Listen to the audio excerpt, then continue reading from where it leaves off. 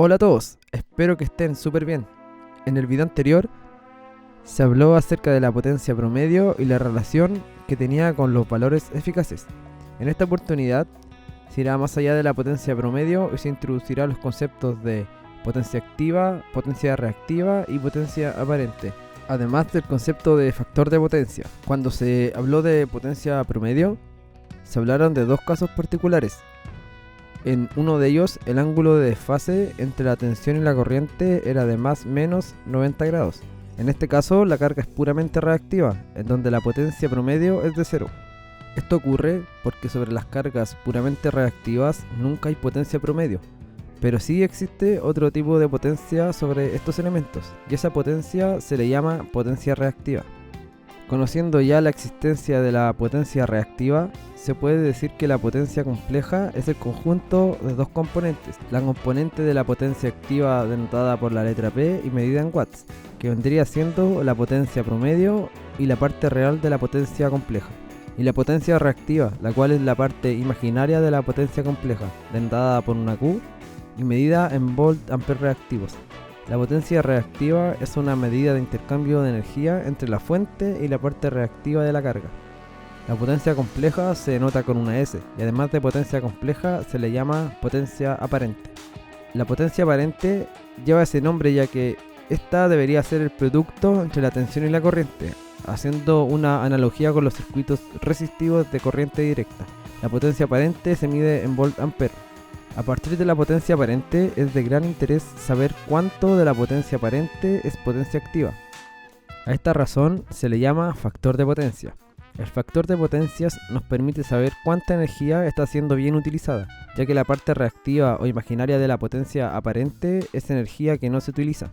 Además de ser la razón entre la potencia activa y la potencia aparente, el factor de potencia es definido como el coseno del ángulo de la tensión menos el ángulo de la corriente. A este ángulo se le llama ángulo de factor de potencia. Otra conjetura es que el ángulo de factor de potencia es el factor por el cual tiene que ser multiplicada la potencia aparente para obtener la potencia activa. El valor del factor de potencia puede ir desde 0 a 1.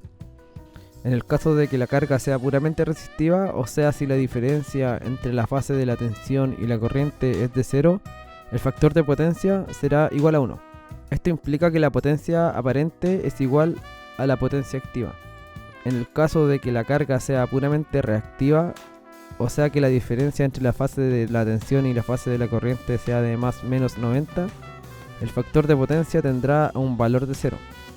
Al contrario del caso puramente resistivo, en este caso la potencia activa es 0, mientras que la potencia reactiva es igual a la potencia aparente. El factor de potencia puede estar en atraso o en adelanto. En un factor de potencia adelantado, la corriente adelanta a la tensión. En un factor de potencia atrasado, la corriente está atrasada de la tensión. Una forma práctica de representar las potencias es a través del triángulo de potencias. Este triángulo de potencias contiene 4 elementos: la potencia aparente, potencia activa, potencia reactiva y el ángulo de factor de potencias.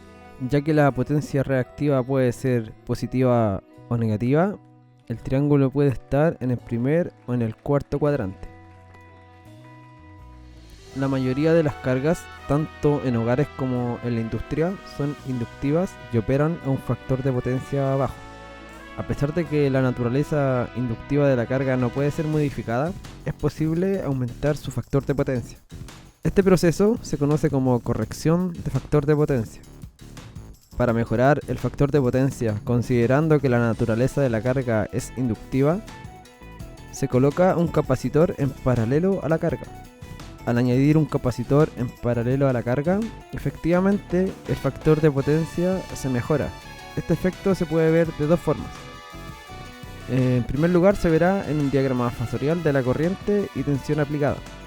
En este caso, se puede apreciar cómo la adición del capacitor causa que el ángulo de fase entre la tensión y la corriente disminuya desde un ángulo φ1 hasta un ángulo φ2, y con esto el factor de potencia aumentará. Además de esto, existe una relación directa entre la magnitud de la corriente y el factor de potencia. ya que cuando el factor de potencia es bajo, la magnitud de la corriente es mayor que la magnitud de la corriente que existe con un factor de potencia corregido. Es por esto que se procura tener un buen factor de potencia, ya que la empresa de distribución eléctrica cobra más a sus clientes si su factor de potencia es menor, ya que implica mayor corriente y mayor pérdida. La segunda forma de ver este fenómeno es a través del triángulo de potencias. En este caso, al insertar el capacitor en paralelo a la carga inductiva, a la magnitud de la potencia reactiva total se le resta la potencia reactiva que está asociada al capacitor añadido. Y de esta manera el ángulo φ1 disminuye al ángulo φ2, aumentando así el factor de potencia.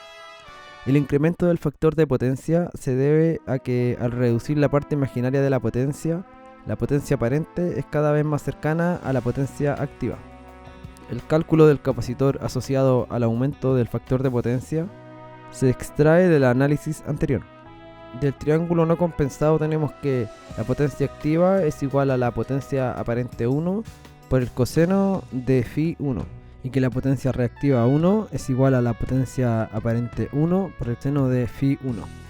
Despejando la potencia aparente 1 en función de la potencia activa y el coseno de φ1, se puede decir que la potencia reactiva 1 es igual a la potencia activa por la tangente del ángulo 1. Como se desea aumentar el factor de potencia sin modificar la potencia activa, se calcula la potencia reactiva 2 como la potencia activa por la tangente de φ2. Al restar a la potencia reactiva total la potencia reactiva del sistema compensado, se obtiene la potencia reactiva asociada al capacitor. Y de esta potencia reactiva se despeja el valor de la capacitancia.